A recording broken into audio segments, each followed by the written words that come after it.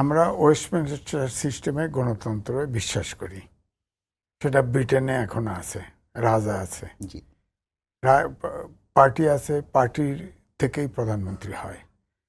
সংবিধান, রিটেন সংবিধান নাই, খেয়াল করেন, ড্রাফটে চলে, কিন্তু সেখানে গণতন্ত্র নিয়ে কোনো প্রশ্ন ওঠে না। অর্থাৎ মানুষগুলো কিন্তু গণতান্ত্রিক চর্চায় উৎকৃষ্ট, যারা রাজনীতি করেন, হ্যাঁ, দেশের জন্য, জনগণের জন্য করেন।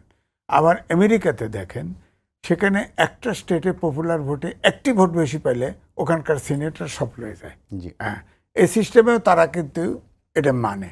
তো আমার বক্তব্য হচ্ছে যে আমরা কি রাজনৈতিক দলের যত নেতা আছে, নেতারা কি পুরোপুরি গণতন্ত্র চর্চায় বিশ্বাসী?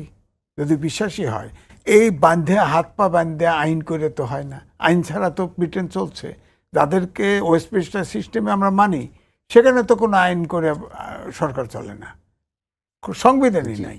তা আমি এই জন্য বলছি যে আগে ব্যাপারটা হলো যে এখানে সরকারটা চলতে দিতে হবে।